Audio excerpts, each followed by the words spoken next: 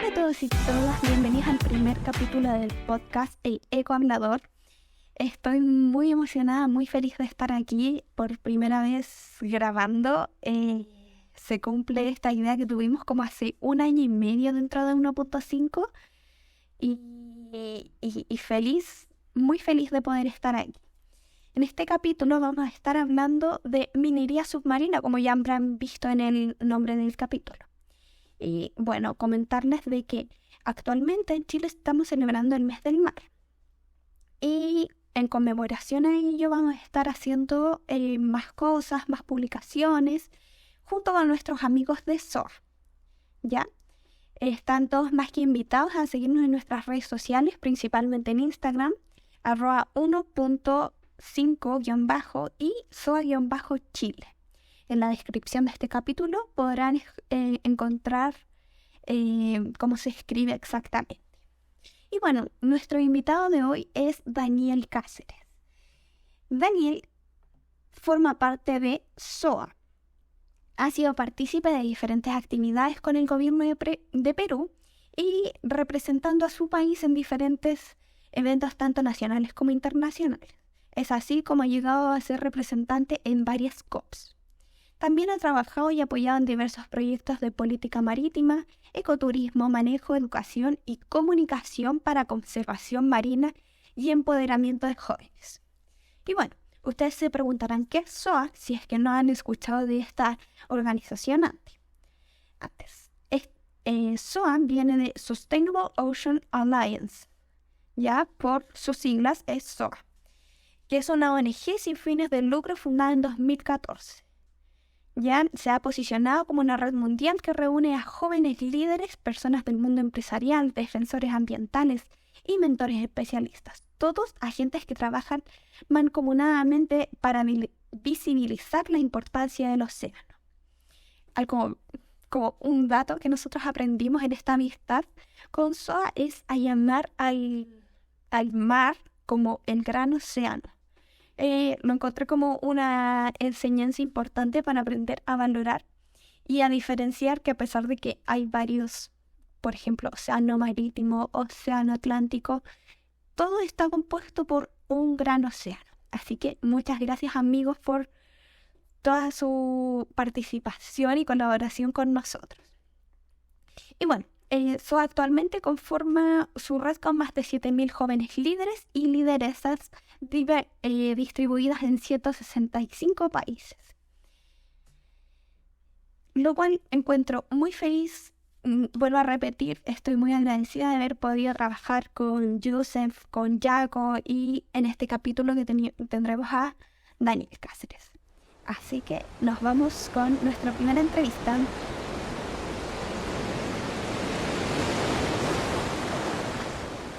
Bienvenido Daniel, qué felicidad tenerte aquí en este podcast, nuestro primer podcast con 1.5, en esta instancia que se llama El Eco Hablador. ¿Cómo estás? ¿Cómo te sientes? Muy bien, muy feliz de estar acá presente. Yo sé el increíble trabajo que hacen, entonces siempre es feliz apoyar a 1.5. Ay, genial. Por ahí leía en tu descripción que fuiste la persona peruana más joven en sacar el Deep Master, que está como En su licencia. momento, cuando fue en el 2015, ¿Ya? no había mucha gente llegando, o sea, a ser buzo que era joven, entonces en el 2015 sí, hubo un pequeño periodo donde fui el más joven, sí. Claro, me imagino. Para los que no saben, el Deep Master consiste en esta licencia para poder bucear, ¿cierto? Eso. Sí, qué Correcto. genial. O sea, Licencia tienes sí. harta experiencia haciendo esto. Sí, o sea, en la conservación marina, bastante también, muchísimas horas bajo el agua. De hecho, más de 1.000 horas en el Atlántico, el Mar de Java, en el Mar Rojo, en el Mediterráneo, en el Pacífico, el Caribe. Entonces es bastante. Ay, la Sí. experiencia, qué hermoso poder desarrollar así como tanto tu carrera profesional como algo más tangencial, poder llevarlo más a poder observar todo esto. Y bueno, como les mencionaba antes, Daniel fue el actual CEO Y también fundó esta ONG llamada SOA, ¿ya? Yo soy el representante de SOA en Latinoamérica, para Ya, aclarar. Sí, sí. ya. Pero sí estuviste dentro de los fundadores, ¿verdad? O sea, fue el primer de SOA Perú, fundador Ya. de SOA Perú, que fue el primer capítulo internacional. Genial, genial. Y bueno, en este capítulo nosotros vamos a estar conversando de la minería marítima, como ya habíamos dicho y como pueden ver en el título de este podcast. Obviamente, en qué consiste la minería marítima es como uno se lo puede imaginar, es minería abajo del mar y listo. Pero obviamente tiene más implicancias ya que esta actividad es muy agresiva, ya que solo es dependiente de tecnología que llega a invadir el suelo marítimo y arrasa con todo. ¿Es así, verdad, Daniel? Es correcto, bueno, y sí. Lo que pasa es que en el océano, que es más del 70% de la superficie de nuestro planeta, tenemos dentro de el área internacional, en las aguas internacionales, que son alrededor de 40% de la superficie del planeta, en el fondo tenemos minerales que se estima que hay mayor cantidad de reservas de minerales en los fondos marinos que lo que tenemos en total en las reservas terrestres. Entonces, hay un interés bastante amplio de querer empezar con la tecnología, con la maquinaria que has mencionado, poder bajar a profundidades de 2.000, 3.000, hasta 4.000, 5.000 metros de profundidad, para extraer esos tipos de minerales.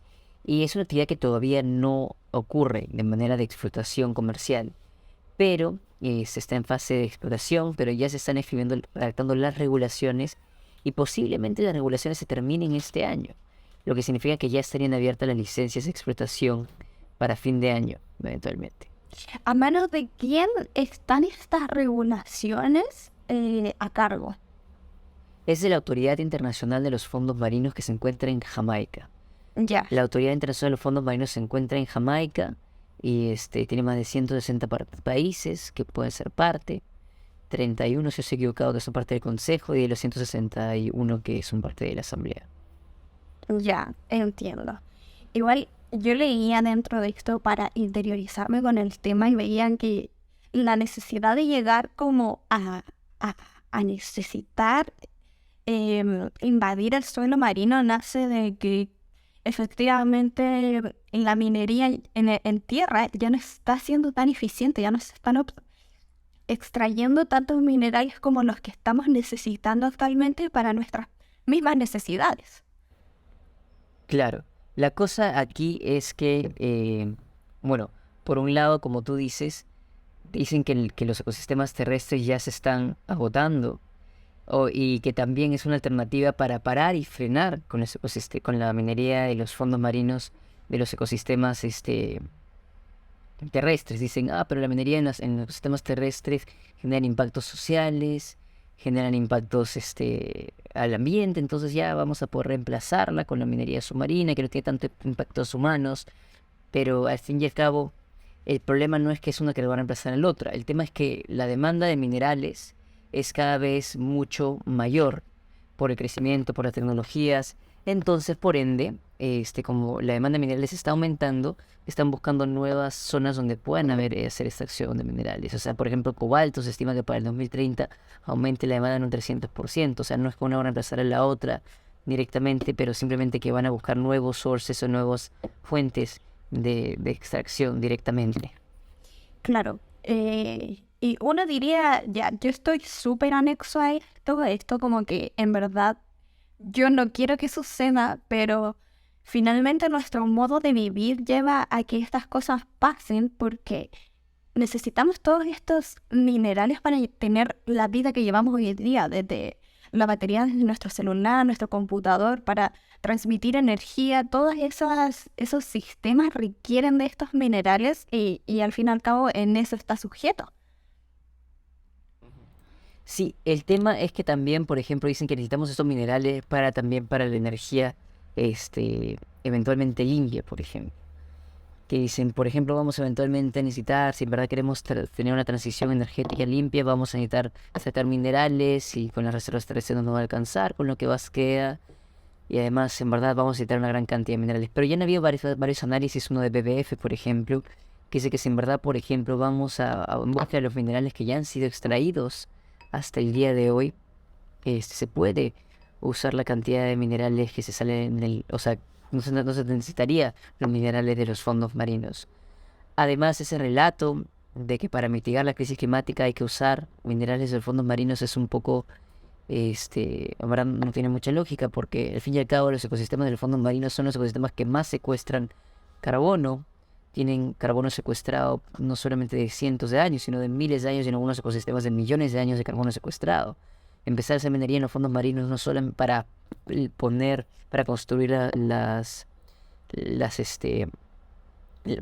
tecnología verde, que digamos, va a ser contraproducente, porque para construirla vamos a necesitar liberar excesos de carbono de la atmósfera para poder reducir emisiones de uso fósiles. Y entonces, al fin y al cabo, hay uno de los temas de los vacíos de información que hay. No sabemos cuánta cantidad de emisiones va a generar la extracción de minerales de los fondos marinos, que tienen metros, en algunos casos hasta kilómetros de carbono almacenado que va a ser levantado y posiblemente llegue a la atmósfera, o sea, termine liberando mayor cantidad de CO2 atmosférico. Y además también tenemos que ver otros cambios en lo que tiene que ver con la eficiencia energética, porque por ejemplo, en análisis de cantidad de minerales que vamos a necesitar para cambiar algunos países a una energía más verde es bastante alta. O sea que al fin y al cabo va a generar otros tipos de daños que no van a ser emisiones, pero es otro tipo de daños, ya sea en desplazamiento de hábitat de algunas especies, extracción de minerales, otros casos como por ejemplo decía que si Estados Unidos eventualmente llega a convertirse en un país de cero emisiones, la cantidad de energía eólica que va a necesitar va a ser del tamaño de toda la costa de España, y la cobertura de paneles solares sería toda la cobertura espacial de España y Francia juntos. O sea, estamos hablando de expansiones abismales. Entonces, si es que vemos solamente la reducción de emisiones sin contexto de pérdida de biodiversidad, posiblemente estaremos agravando la crisis climática en sí. Sí, es súper interesante este tema. Bueno, en Chile tenemos como súper avanzado el tema de transición energética. De hecho, el año pasado se aprobó una ley en la cual se permite el almacenamiento de energía. Y claro, es súper buena idea empezar a almacenar energía para poder introducir a la red en momentos de ineficiencia. Pero nosotros, para poder hacer este almacenamiento, necesitamos de baterías. Las baterías normalmente están compuestas por litio. Y obviamente la extracción de litio ya es un problema. Y ahora, hacerlo a nivel a gran escala, donde todos los países se comprometan a hacer esto, llega a tener como soluciones estas como pésimas situaciones de tener que extraer el suelo marino. Y bueno, súper interesante además el tema que nombrabas de que el suelo marino guarda grandes cantidades de carbono, que como sabemos es carbono, ¿verdad? Claro, sí. Sí, que es uno de los gases efecto invernadero, los cuales nos tiene como hoy en día llegando a los 1.5 grados Celsius de aumento de temperatura a nivel del planeta. Entonces, claro, sí. Ya estamos en 418 partes por millón de carbono, de CO2 atmosférico equivalente. Entonces, y todavía seguimos en crecimiento. Cada año hemos estado aumentando, hemos reducido. Entonces, agregarle un contexto también de liberación de carbono, cuando el océano es un sumidero en su mayoría, y después convertirlo, en vez de un aliado, que es un sumidero, convertirlo en un emisor, agravaría las cosas de manera, no solamente perderíamos el carbono que se estaría almacenando, sino lo convertiríamos en el océano en una fuente de emisión. Que ahí ya sí. dañaría mucho. Sí, y eso sin contar como a todas las especies marinas que además dañaría, porque yo en lo que veo no sé si se considerará tener mallas de protección para que ciertos animales no pasen por la zona de donde se esté haciendo la extracción. Entonces es un tema súper delicado. Lo que pasa es que el tamaño de las concesiones son bastante grandes. O sea, no es que se puede, específicamente no se ve, o sea, claro, el tema de malla de protección es algo que sería si es que los animales estuvieran fuera de los minerales, pero en este caso los minerales están reposando directamente en el fondo marino. Son como pelotitas, en el caso de los nobles polimetálicos, que son como pelotitas de bowling, pelotitas de golf, sí, de varios tamaños, que están descansando en la superficie, que están encima, reposando. Y la mayoría de biodiversidad vive directamente encima de ellos, o sea, vive como parte de los nódulos polimetálicos. Entonces son como el sustrato donde se fijan, son como pequeños árboles que se fijan ahí. Entonces, sacar los minerales en sí ya es una pérdida de biodiversidad directa. Y aparte, la pérdida de biodiversidad se da en contexto de extracción directa de los minerales, porque como mencionas, ese sustrato, y además también por el levantamiento del sedimento. Como es un sedimento bastante arcilloso, al levantar el sedimento generas unas nubes este, que, que terminan generando una liberación de metales pesados, que terminan asfixiando algunos organismos, generando respiración en otra, pudiendo generar zonas de oxígeno, sin oxígeno, y bueno, contaminación en otros. Entonces, la pérdida de biodiversidad es bastante directa en sí, y además, como menciono, no son áreas pequeñas, o sea, comparables a zonas con minería terrestre, son bastante abismales. Por ejemplo, la cantidad de zonas de concesión de exploración, que varias de ellas van a ser zonas de explotación, si es que se aprueba esta actividad, son del tamaño, concesiones del tamaño de países, de Polonia, por ejemplo, y por ejemplo la zona que se llama Cupertson, que está llena de concesiones, es de la extensión simplemente de Estados Unidos, o sea, es un tamaño abismal o sea, de qué estamos hablando. Claro, ahí creo que es importante recalcar que, bueno, las personas que no somos expertas en este tema marítimo solemos imaginar de que ya la minería submarina lo que más va a afectar es a los pescados, a las ballenas, delfines, por así decirlo. Pero al fin y al cabo, nosotros lo que conocemos en océanos es alrededor del 1%, o sea, no conocemos nada del océano. Por lo tanto, ahí también está el tema de que el suelo submarino tiene mayor biodiversidad, mayores especies contenidas en él, más de los que andan nadando. Es así como lo que me dices, ¿verdad? Claro, o sea, por un lado tenemos la expansión del océano que es bastante grande, por otro lado tenemos de que no solamente nosotros tendemos a ver la vida de una manera bastante horizontal, mientras que en el océano vemos niveles por profundidad, y en cada diferentes niveles de profundidad hay diferentes tipos de vida. Y también además vemos que la vida empezó en el océano, entonces el océano tiene una ventaja de diversificación bastante amplia comparada a los ecosistemas terrestres. Y específicamente los ecosistemas de profundidad son los últimos ecosistemas que, o sea, son los menos conocidos, pero también son la última barrera de ecosistemas que no han tenido impacto humano directamente. O sea, ha sido una barrera donde los humanos no han podido llegar directamente en el fondo a extraer. Entonces han estado bastante protegidos por cientos de miles de años. Por ende, o sea, tú podrías bajar hoy día y ver escenas de biodiversidad bastante similares a lo que verías hoy hace 50.000, hace 100.000, hace 500.000 años. O sea, antes de que nosotros en verdad nos asentáramos como especie y hasta antes que nosotros nos llegáramos a una expansión migratoria. Nosotros recién salimos de África hace 70.000 años y los ecosistemas de los fondos marinos, y de ahí el mundo ha cambiado desde que salimos de África por todos los lugares que hemos colonizado, pero el ecosistema marino en profundidad no ha tenido una colonización directa, entonces está bastante estable, y además esa estabilidad, no solamente por la ausencia de la presencia humana, sino también de esa estabilidad también por la forma en la que ese ecosistema, un ecosistema con bastante presión, con mucha presión, diré, con temperaturas bastante frías, con escasez de alimento, también ha bajado la velocidad de todo hasta el nivel molecular. O sea, es por ello que los organismos de ahí son bastante longevos. En algunos casos, algunas esponjas se estima que pueden tener un periodo de vida de 12.000 años. Algunos peces más de 1.000 años. O sea, son animales que son bastante longevas. O sea, nunca hemos conocido animales tan longevos, multicelulares tan longevos, en este caso. Por ende, cualquier impacto de biodiversidad directa va a impactar no solamente en la biodiversidad presente, sino a las futuras generaciones de esa biodiversidad. Y me refiero también porque como son tan longevos, tienen muy bajas tasas de reproducción. Demora tiempo en que las larvas se asienten, que se reproduzca. Entonces, sacar a un individuo puede ser desastroso para digamos, unos 100 kilómetros en la redonda, o sea, tengo una hipótesis de cuánto sería, pero un individuo nomás puede afectar directamente, fuertemente a un ecosistema nomás. Claro, es impresionante el alcance que puede llegar a tener como esta actividad. Y bueno, yéndonos como un poco lo que mencionaste respecto de las civilizaciones, eh, ¿cuáles son según tú los mayores impactos sociales que tiene esta actividad?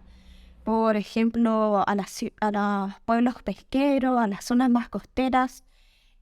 ¿Cómo esto afectaría a esas personas eh, en esta situación? Viéndolo en escala espacial corta, sí, por supuesto, las comunidades pesqueras, porque todavía no sabemos directamente el impacto que va a tener no solamente a las comunidades pesqueras, sino también a la pesca industrial. Ya en Europa, por ejemplo, la Sociedad Industrial de Pesquería Industrial de Inglaterra se pronunció en contra de la minería submarina específicamente por este punto. El levantamiento de sedimento posiblemente lleve a la parte superficial del océano, que afectaría justo la parte de reproducción de levines, de la pesca industrial, y también es probable que una de las hipótesis que hay es que al liberar tanto CO2, tanta materia orgánica que se almacenada por millones de años en el fondo marino, esto en contacto con el agua más superficial y con organismos aeróbicos, o sea, que respiran oxígeno, al encontrar esta materia orgánica que es alimento, empiezan a consumirlo y al consumirlo empiezan a reproducirse y al reproducirse consume más oxígeno, por ende eventualmente podría disminuir la cantidad de oxígeno presente en el agua, el oxígeno presente para muchos tipos de peces. Y también por otro lado está que es agregar materia orgánica, posiblemente estemos viendo un escenario de acidificación también en nuestra corriente de afloramiento como la de Perú y Chile, acidificando más el océano, que ya llegue a un punto de acidez donde en verdad la reproducción de algunos organismos no pueda ser factible. Entonces son cosas que por eso es que con nosotros como SOA, junto con más de 700 organizaciones, estamos junto a más de 700 científicos y más de 100 organizaciones, estamos pidiendo lo que es una moratoria de mínimo 15 años para ampliar el conocimiento de los fondos marinos, de su impacto. Y algunos países, por ejemplo, como Francia, ya han pedido directamente una prohibición a la minería submarina. Que es bueno saber cómo la posición igual de ciertos países como claves en esta actividad para poder convencer a la población en general de que esto es una actividad muy grave. Y haciendo hincapié un poco más en lo que mencionabas de SOA. SOA es una organización muy grande con presencia en muchos países. ¿Cómo ustedes lo ven este problema? ¿Cómo ustedes lo trabajan? ¿Qué actividades llevan a cabo respecto a esta actividad? Bueno, como SOA somos la organización que está llevando a los observadores a las negociaciones. Cadilla, Anne-Sophie y yo, Anne-Sophie de Francia, Cadilla de Trinidad y Tobago, yo de Perú, hemos estado presentes en las negociaciones de la minería submarina en Jamaica desde el año pasado, en julio, en la Asamblea y en el Consejo. En noviembre estuvimos en el Consejo y ahora en marzo también estuvimos en el Consejo de nuevo, y viendo directamente cómo, o sea, bueno, las estrategias directas que tenemos como países. Por ejemplo, en nuestra región de Latinoamérica tenemos Chile, que ya pidió una pausa precautoria. Costa Rica pidió una pausa precautoria. Tenemos Ecuador y República Dominicana, que también han pedido una pausa precautoria, y Panamá también. Pero todavía, por ejemplo, nos faltan Argentina y México, que son dos países que están pidiendo las regulaciones directamente. O sea, están exigiendo que se den las regulaciones que se terminen ya.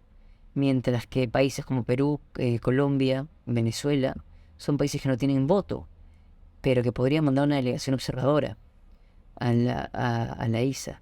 Y bajo ese contexto, estamos pidiendo que llegue una delegación observadora para que puedan tener una intervención y tomar una postura a favor de la moratoria y a favor de la pausa precautoria o la prohibición. Genial. Genial como este gran aporte que están haciendo. SOA también está conformado por muchos jóvenes, entonces eso la verdad es que nos motiva a seguir esta lucha, al querer conservar no solo la biodiversidad que nosotros vemos diariamente, sino también la del fondo marino. Y bueno, ya estamos terminando esta primera entrevista. Y lo último que te quería preguntar, bueno, además de preguntarte si tienes algo más que decir, que compartir, es que nos des una recomendación para que nosotros, como personas no tan conocedoras de este tema, nos podamos informar de alguna forma divertida o más dinámica, algún documental un poco enfocado a esto o cualquier cosa que tenga respecto al suelo marino. Bueno, hay bastantes videos en YouTube que recomiendo de Diva Amon, que es una bióloga de profundidad. Y bueno, también recomiendo que vean el tema hay un documental de Mission Blue que me encanta mucho, que habla más del tema de áreas marinas protegidas, pero creo que ahí verán la importancia porque también proteger los fondos marinos bastante. Y hay un documental que va a salir pronto que se llama Deep Rising, que habla directamente del tema de la minería submarina. Genial. ¿Y algo más que quieras comentar que crees que haya quedado? Yo creo que si son de Colombia, de Perú, de Venezuela, que nos ayuden a exigir que vaya una delegación, varios capítulos ahí presentes que están buscando ayudar y hacer incidencia, que busquen ayudar, y si son de México y Argentina, busquen también los capítulos de SOA México y SOA Argentina, para que vean cómo podemos ayudar para que también esos países cambien de postura y puedan exigir y pedir una pausa precautoria, una moratoria, una prohibición a la minería submarina. Genial. Muchas gracias, Daniel, hoy por acompañarnos. Estamos muy felices con todo el aporte que SOA ha hecho este mes con nosotros. Estamos muy felices de esta amistad que hemos creado. Y eso, esperamos que te vaya bien y que ojalá los resultados de estas acciones sean los más positivos para la naturaleza. Muchas gracias. Muchísimas gracias. Que Gracias a estén bien. ustedes. Un fuerte abrazo. Chao. Chao.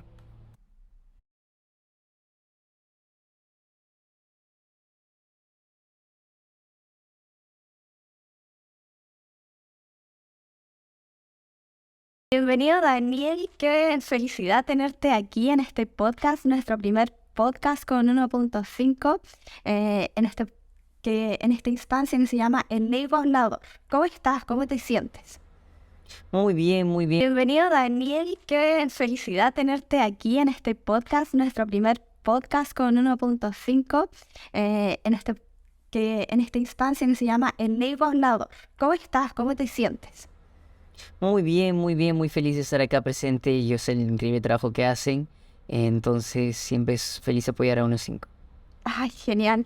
Por ahí leía en tu descripción que fuiste la persona peruana más joven en sacar el Deep Master, que está como En su licencia. momento, cuando fue en el 2015, ¿Ya? no había mucha gente llegando, o sea, ser buzo que era joven, entonces en el 2015 sí. Hubo un pequeño periodo donde fui el más joven, sí. Claro, me imagino. Para los que no saben, el Deep Master consiste en esta licencia para poder bucear, ¿cierto? Eso. Sí, qué Correcto. genial. O Licencia sea, tienes para harta experiencia haciendo esto. Sí, o sea, en la conservación marina, bastante también, muchísimas horas bajo el agua. De hecho, más de 1000 horas en el Atlántico, el Mar de Java, en el Mar Rojo, en el Mediterráneo, en el Pacífico, el Caribe. Eso es bastante. Ay, la Sí. experiencia, qué hermoso poder desarrollar así como tanto tu carrera profesional como algo más tangencial, poder llevarlo más a poder observar todo esto. Y bueno, como les mencionaba antes, Daniel fue el actual CEO y también fundó esta ONG llamada SOA, ¿ya? Yo soy el representante de SOA en Latinoamérica, para Ya, aclarar. Sí. ya. Pero sí Sí. estuviste dentro de los fundadores, ¿verdad? O sea, fui el primer de SOA Perú, fundador Ya. de SOA Perú, que fue el primer capítulo internacional. Genial. Y bueno, en este capítulo nosotros vamos a estar conversando de la minería marítima, como ya habíamos dicho y como pueden ver en el título de este podcast. Obviamente, en qué consiste la minería marítima es como uno se lo puede imaginar, minería abajo del mar, y listo. Pero obviamente tiene más implicancias ya que esta actividad es muy agresiva, ya que solo es dependiente de tecnología que llega a invadir el suelo marítimo y arrasa con todo. ¿Es así, verdad, Daniel? Es correcto, bueno, y sí. Lo que pasa es que en el océano, que es más del 70% de la superficie de nuestro planeta, tenemos dentro de el área internacional, en las aguas internacionales, que son alrededor de 40% de la superficie del planeta, en el fondo tenemos minerales que se estima que hay mayor cantidad de reservas de minerales en los fondos marinos que lo que tenemos en total en las reservas terrestres. Entonces, hay un interés bastante amplio de querer empezar con la tecnología, con la maquinaria que has mencionado, poder bajar a profundidades de 2.000, 3.000, hasta 4.000, 5.000 metros de profundidad, para extraer esos tipos de minerales. Y es una actividad que todavía no ocurre de manera de explotación comercial, pero se está en fase de exploración, pero ya se están redactando las regulaciones y posiblemente las regulaciones se terminen este año, lo que significa que ya estarían abiertas las licencias de explotación para fin de año, eventualmente. ¿A manos de quién están estas regulaciones a cargo? Es de la Autoridad Internacional de los Fondos Marinos que se encuentra en Jamaica. Ya. La Autoridad Internacional de los Fondos Marinos se encuentra en Jamaica y tiene más de 160 países que pueden ser parte.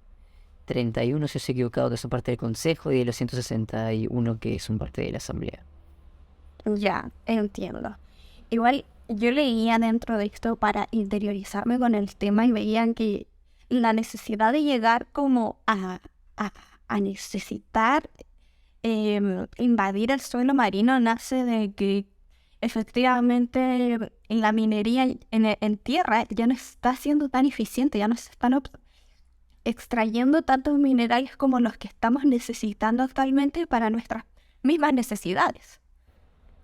Claro, la cosa aquí es que, bueno, por un lado, como tú dices, dicen que los ecosistemas terrestres ya se están agotando, y que también es una alternativa para parar y frenar con la minería de los fondos marinos de los ecosistemas terrestres. Dicen, pero la minería en los ecosistemas terrestres genera impactos sociales, generan impactos al ambiente, entonces ya vamos a poder reemplazarla con la minería submarina, que no tiene tantos impactos humanos, pero al fin y al cabo, el problema no es que es una que lo va a reemplazar a la otra, el tema es que la demanda de minerales es cada vez mucho mayor por el crecimiento, por las tecnologías. Entonces, por ende, como la demanda de minerales está aumentando, están buscando nuevas zonas donde puedan hacer extracción de minerales. O sea, por ejemplo, cobalto se estima que para el 2030 aumente la demanda en un 300%. O sea, no es que una va a reemplazar a la otra directamente, pero simplemente que van a buscar nuevos sources o nuevas fuentes de extracción directamente. Claro. Y uno diría, ya, yo estoy súper anexo a esto como que en verdad yo no quiero que suceda, pero finalmente nuestro modo de vivir lleva a que estas cosas pasen porque necesitamos todos estos minerales para tener la vida que llevamos hoy en día, desde la batería de nuestro celular, nuestro computador, para transmitir energía. Todos esos sistemas requieren de estos minerales y al fin y al cabo en eso está sujeto. Sí, el tema es que también, por ejemplo, dicen que necesitamos estos minerales también para la energía, eventualmente limpia, por ejemplo. Que dicen, por ejemplo, vamos eventualmente a necesitar, si en verdad queremos tener una transición energética limpia, vamos a necesitar sacar minerales y con las reservas terrestres no nos va a alcanzar, con lo que queda. Y además, en verdad, vamos a necesitar una gran cantidad de minerales. Pero ya han habido varios análisis, uno de BBF, por ejemplo, que dice que si en verdad, por ejemplo, vamos a buscar los minerales que ya han sido extraídos hasta el día de hoy, se puede usar la cantidad de minerales que se salen o sea, no se necesitaría los minerales de los fondos marinos. Además, ese relato de que para mitigar la crisis climática hay que usar minerales de los fondos marinos es un poco, en verdad no tiene mucha lógica, porque al fin y al cabo los ecosistemas de los fondos marinos son los ecosistemas que más secuestran carbono tienen carbono secuestrado no solamente de cientos de años, sino de miles de años y en algunos ecosistemas de millones de años de carbono secuestrado. Empezar a hacer minería en los fondos marinos no solo para construir las,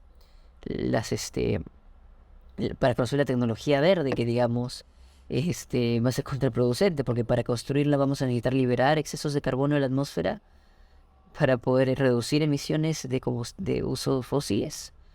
Y entonces, al fin y al cabo, hay uno de los temas de los vacíos de información que hay. No sabemos cuánta cantidad de emisiones va a generar la extracción de minerales de fondos marinos que tienen metros, en algunos casos hasta kilómetros de carbono almacenado que va a ser levantado y posiblemente llegue a la atmósfera, o sea, termine liberando mayor cantidad de CO2 atmosférico. Y además también tenemos que ver otros cambios en lo que tiene que ver con la eficiencia energética, porque por ejemplo, en análisis de cantidad de minerales que vamos a necesitar para cambiar algunos países a una energía más verde es bastante alta. O sea que al fin y al cabo va a generar otros tipos de daños que no van a ser emisiones, pero es otro tipo de daños, ya sea en desplazamiento de hábitat de algunas especies, extracción de minerales, otros casos, como por ejemplo decía que si Estados Unidos eventualmente llega a convertirse en un país de cero emisiones, la cantidad de energía eólica que va a necesitar va a ser del tamaño de toda la costa de España, y la cobertura de paneles solares sería toda la cobertura espacial de España y Francia juntos. O sea, estamos hablando de expansiones abismales. Entonces, si es que vemos solamente la reducción de emisiones sin contexto de pérdida de biodiversidad, posiblemente terminemos agravando la crisis climática en sí. Sí, es súper interesante este tema. Bueno, en Chile tenemos como súper avanzado el tema de transición energética. De hecho, el año pasado se aprobó una ley en la cual se permite el almacenamiento de energía. Y claro, es súper buena idea empezar a almacenar energía para poder introducir a la red en momentos de ineficiencia. Pero nosotros, para poder hacer este almacenamiento, necesitamos de baterías. Y las baterías normalmente están compuestas por litio. Y obviamente la extracción de litio ya es un problema. Y ahora, hacerlo a nivel a gran escala, donde todos los países se comprometan a hacer esto, llega a tener como soluciones estas como pésimas situaciones de tener que extraer el suelo marino. Y bueno, súper interesante además el tema que nombrabas de que el suelo marino guarda grandes cantidades de carbono, que como sabemos es carbono, ¿verdad? Claro, sí. Sí, que es uno de los gases efecto invernadero, los cuales nos tiene como hoy en día llegando a los 1.5 grados Celsius de aumento de temperatura a nivel del planeta. Entonces, claro, sí. Ya estamos en 418 partes por millón de carbono, de CO2 atmosférico equivalente. Entonces, y todavía seguimos en crecimiento. Cada año hemos estado aumentando, hemos reducido. Entonces, agregarle un contexto también de liberación de carbono, cuando el océano es un sumidero en su mayoría, y después convertirlo, en vez de un aliado, que es un sumidero, convertirlo en un emisor, agravaría las cosas de manera, no solamente perderíamos el carbono que se estaría almacenando, sino lo convertiríamos en el océano en una fuente de emisión. Que ahí ya sí. dañaría mucho. Sí, y eso sin contar como a todas las especies marinas que además dañaría, porque yo en lo que veo no sé si se considerará tener mallas de protección para que ciertos animales no pasen por la zona de donde se esté haciendo la extracción. Entonces es un tema súper delicado. Lo que pasa es que el tamaño de las concesiones son bastante grandes. O sea, no es que se puede, específicamente no se ve, o sea, claro, el tema de malla de protección es algo que sería si es que los animales estuvieran fuera de los minerales, pero en este caso los minerales están reposando directamente en el fondo marino. Son como pelotitas, en el caso de los nobles polimetálicos, que son como pelotitas de bowling, pelotitas de golf, sí, de varios tamaños, que están descansando en la superficie, que están encima, reposando. Y la mayoría de biodiversidad vive directamente encima de ellos, o sea, vive como parte de los nobles polimetálicos. Entonces son como el sustrato donde se fijan, son como pequeños árboles que se fijan ahí. Entonces, sacar los minerales en sí ya es una pérdida de biodiversidad directa. Y aparte, la pérdida de biodiversidad se da en contexto de extracción directa de los minerales, porque como mencionas, es sustrato, y además también por el levantamiento del sedimento. Como es un sedimento bastante arcilloso, al levantar el sedimento generas unas nubes este, que, que terminan generando una liberación de metales pesados, que terminan asfixiando algunos organismos, generando respiración en otra, pudiendo generar zonas de oxígeno, sin oxígeno, y bueno, contaminación en otros. Entonces, la pérdida de biodiversidad es bastante directa en sí, y además, como menciono, no son áreas pequeñas, o sea, comparables a zonas con minería terrestre, son bastante abismales. Por ejemplo, la cantidad de zonas de concesión de exploración, que varias de ellas van a ser zonas de explotación, si es que se aprueba esta actividad, son del tamaño, concesiones del tamaño de países, de Polonia, por ejemplo, y por ejemplo la zona Cupertine Zone, que está llena de concesiones, es de la extensión simplemente de Estados Unidos, o sea, es un tamaño abismal o sea, de qué estamos hablando. Claro, ahí creo que es importante recalcar que, bueno, las personas que no somos expertas en este tema marítimo solemos imaginar de que ya la minería submarina lo que más va a afectar es a los pescados, a las ballenas, delfines, por así decirlo. Pero al fin y al cabo, nosotros lo que conocemos en océano es alrededor del 1%, o sea, no conocemos nada del océano. Por lo tanto, ahí también está el tema de que el suelo submarino tiene mayor biodiversidad, mayores especies contenidas en él, más de los que andan nadando. Es así como lo que me dices, ¿verdad?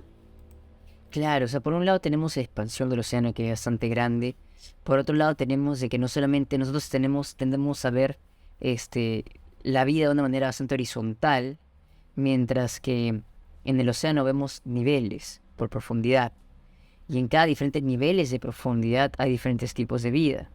Y también además vemos que la vida empezó en el océano, entonces el océano tiene una ventaja de diversificación bastante amplia comparada a los ecosistemas terrestres. Y específicamente los ecosistemas de profundidad son los últimos ecosistemas que, o sea, son los menos conocidos, pero también son la última barrera de ecosistemas que no han tenido impacto humano directamente. O sea, ha sido una barrera donde los humanos no han podido llegar directamente en el fondo a extraer. Entonces han estado bastante protegidos por cientos de miles de años.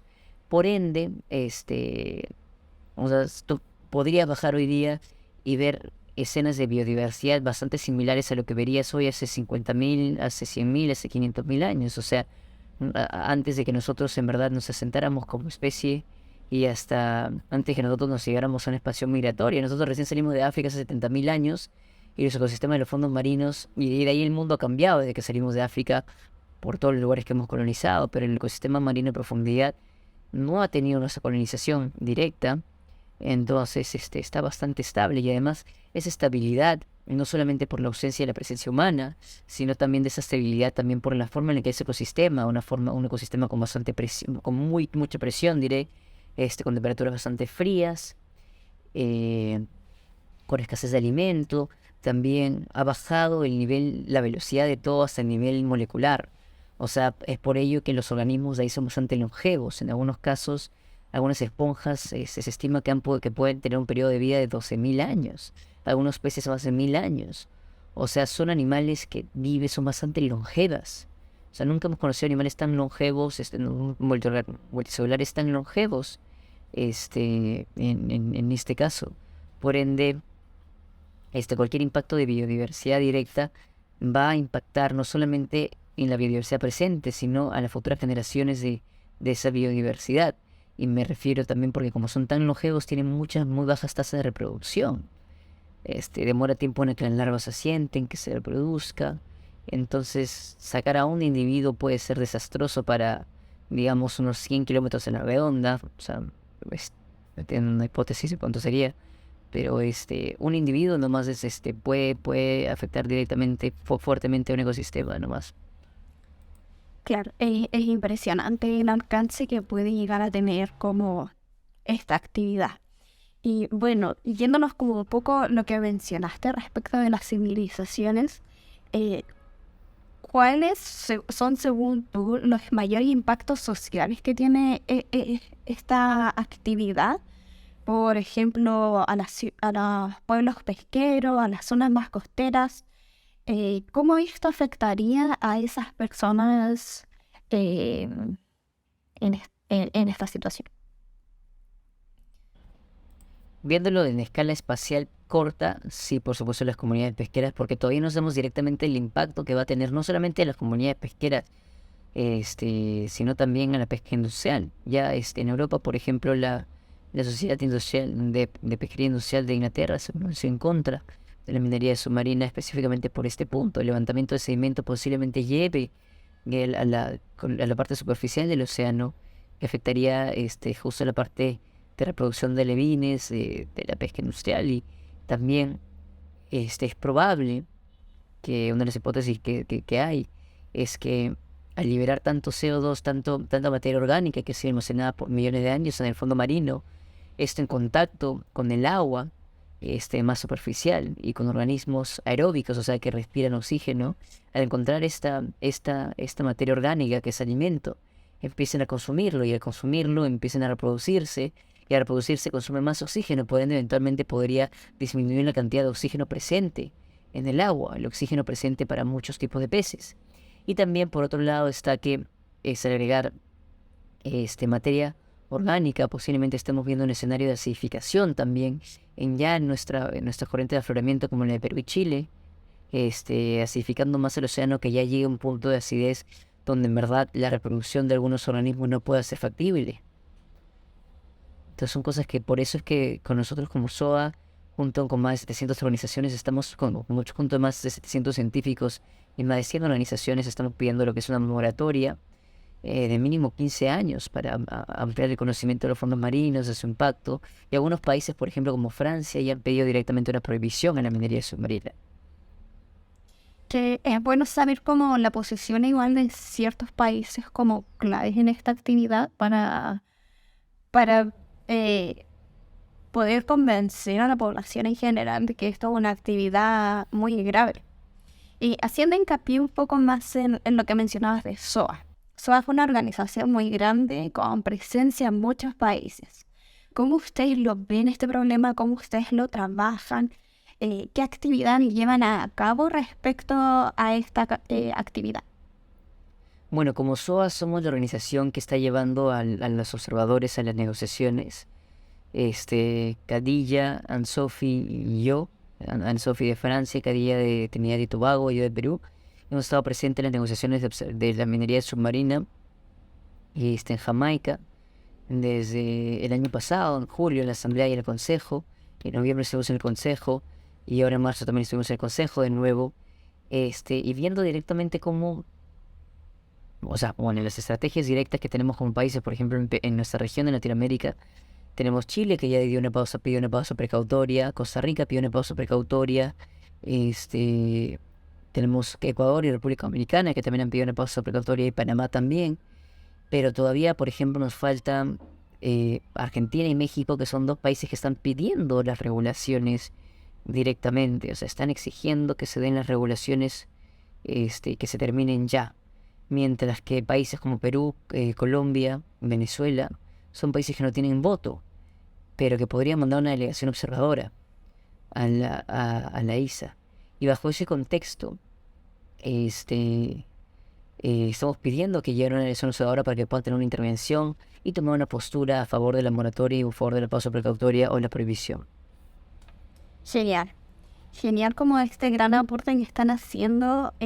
SOA también está conformado por muchos jóvenes, entonces eso la verdad es que nos motiva a seguir esta lucha, al querer conservar no solo la biodiversidad que nosotros vemos diariamente, sino también la del fondo marino. Y bueno, ya estamos terminando esta primera entrevista, y lo último que te quería preguntar, bueno, además de preguntarte si tienes algo más que decir, que compartir, es que nos des una recomendación para que nosotros, como personas no tan conocedoras de este tema, nos podamos informar de alguna forma divertida o más dinámica, algún documental un poco enfocado a esto, o cualquier cosa que tenga respecto al suelo marino. Bueno, hay bastantes videos en YouTube que recomiendo de Diva Amon, que es una bióloga de profundidad. Y bueno, también recomiendo que vean el tema hay un documental de Mission Blue que me encanta mucho, que habla más del tema de áreas marinas protegidas, pero creo que ahí verán la importancia porque también proteger los fondos marinos bastante. Y hay un documental que va a salir pronto que se llama Deep Rising, que habla directamente del tema de la minería submarina. Genial. ¿Y algo más que quieras comentar que crees que haya quedado? Yo creo que bueno, que si son de Colombia, de Perú, de Venezuela, que nos ayuden a exigir que vaya una delegación, varios capítulos ahí presentes que están buscando ayudar y hacer incidencia, que busquen ayudar, y si son de México y Argentina, busquen también los capítulos de Solo México y Solo Argentina, para que vean cómo podemos ayudar para que también esos países cambien de postura y puedan exigir y pedir una pausa precautoria, una moratoria, una prohibición a la minería submarina. Genial. Muchas gracias, Daniel, hoy por acompañarnos. Estamos muy felices con todo el aporte que So ha hecho este mes con nosotros. Estamos muy felices de esta amistad que hemos creado. Y eso, esperamos que te vaya bien y que ojalá los resultados de estas acciones sean los más positivos para la naturaleza. Muchas gracias. Muchísimas gracias. Que Gracias a esté bien. ustedes. Un fuerte abrazo. Chao.